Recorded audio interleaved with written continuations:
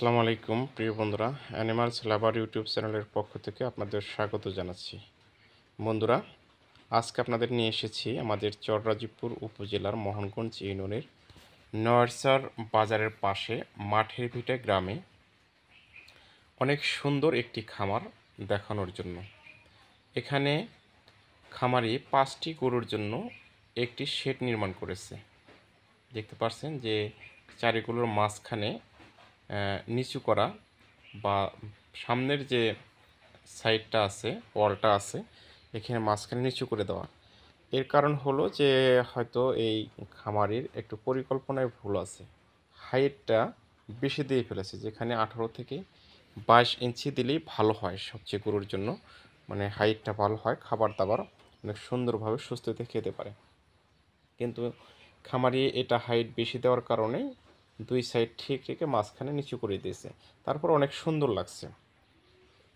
তো এখানে গরুর যে বাঁধার সিস্টেমটা, এখানে দেখেন স্টিলের আপনার অ্যাঙ্গেল দেওয়া আছে। স্টিলের অ্যাঙ্গেল দিয়ে অ্যাঙ্গেলের ভিতরে কিন্তু বয়লা দিয়ে দিয়েছে। এই বয়লার ভিতরে রশি দিয়ে গরু বেঁধে রাখা হবে। এখানে যখন গরু বেঁধে রাখবেন, যখন গরু শুয়ে পড়বে তখন রশিটা আস্তে করে নিচে অটোমেটিক নেমে আসবে, এবং যখন খাবার খেতে উঠবে, ঘাস খাবে বা দানাদার খাবার যেটাই দেন খাবে, তখন কিন্তু অটোমেটিক উপরে উঠে যাবে। এই জন্য গরুকে কোনো অসুবিধায় পড়তে হবে না। আর মাঝখানেও দেখেন বয়লা দিয়ে রাখছে দুই সাইডে, হয়তো ইচ্ছা করলে এপাশে ওপাশে সে বয়লাতেও রাখতে পারেন। তবে আপনারা যারা খামার করতে চান বা অনেকেই খামার করে ফেলেছেন, অনেকেরই ভুল সিদ্ধান্ত আছে যে শুধু রড মাঝখানে দিয়ে রাখেন। অনেক ক্ষেত্রে গরু বেশি টেনে বাঁধার কারণে খেতে পারে না, ঠিকমতো উঠে দাঁড়াতে পারে না এবং শুতেও কষ্ট হয়। তো এইরকম করে আপনারা মন চাইলে যারা নতুন খামারি চিন্তা ভাবনা করতেছেন, ভিডিওটি দেখলে অবশ্যই আপনারা এই পরিকল্পনা নিয়ে খামারটি করবেন। এবং সামনে কিন্তু খাদ্য চলাচলের রাস্তা আছে, সামনে খাদ্য চলাচলের রাস্তা আছে, ওইখান দিয়ে আপনারা যারা খামার করবেন এসে খাদ্য দিতে পারবেন। আর যারা খামার করতে চান, অবশ্যই ইচ্ছুক যারা, তারা অবশ্যই কিন্তু আপনারা সামনের দিকে খাদ্য চলাচলের রাস্তাটা রাখবেন। আর পিছনে অবশ্যই ড্রেন রাখবেন, ড্রেন দিয়ে সেখানে ময়লা নিষ্কাশনের ব্যবস্থা করবেন, না হলে আপনার ময়লাগুলো বা পানিগুলো ঠিকমতো দৌড়াতে পারবে না, যেতে পারবে না। তো ভাইয়ের খামারে এখন গরু নাই, কুরবানির আগে যে গরু প্রস্তুত করেছিল ঈদের জন্য, সে গরুগুলো বিক্রি করে ফেলেছে। এখন আবার ঈদ পরবর্তী সময়ে গরু কিনে আবার খামারে উঠাবে। কয়েকটা ছাগল দেখা যাচ্ছে খামারে, শুধু ছাগলগুলোই আছে। আর সবচেয়ে মজার বিষয় হলো, আসলে আপনাদেরকে উপরের সাইডটা আমি দেখাতে পারলাম না। এটা একটা দোতলা ঘর, কাঠ এবং টিন দিয়ে তৈরি। এটা একটা দোতলা ঘর। উপরের অংশে এই খামারের মালিক পরিবার পরিজন নিয়ে থাকেন, এবং নিচে গরুর খামার। আপনাদের যারা জায়গার সংকট, তারা যদি গরুর খামার করতে চান, এরকম টিন শেড ঘর করে কিন্তু করতে পারেন।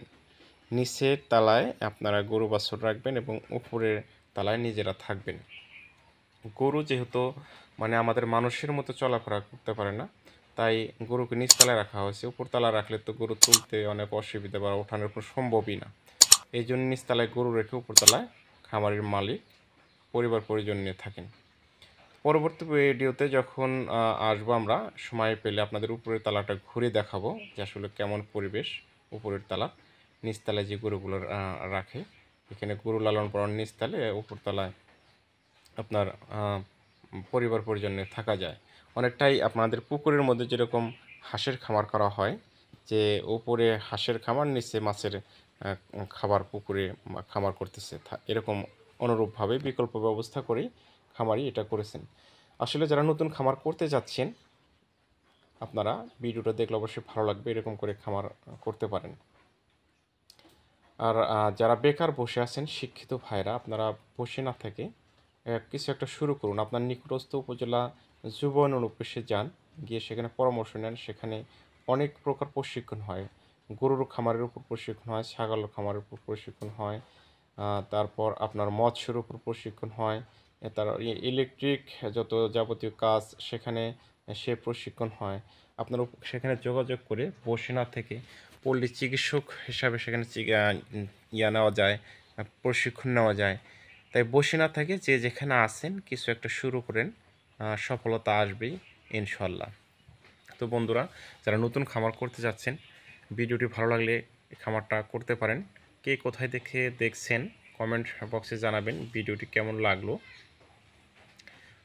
জানাবেন। আর সবার আগে নতুন নতুন ভিডিও পেতে ভিডিওর ফলো বাটনে চাপ দিয়ে রাখবেন। ভালো লাগলে সাবস্ক্রাইব করে দেবেন, শেয়ার করে আপনার বন্ধুদের দেখার সুযোগ করে দেবেন। কথা হবে অন্য কোনো দিন নতুন কোনো ভিডিওতে।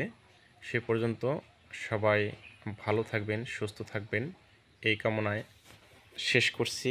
আল্লাহ হাফেজ।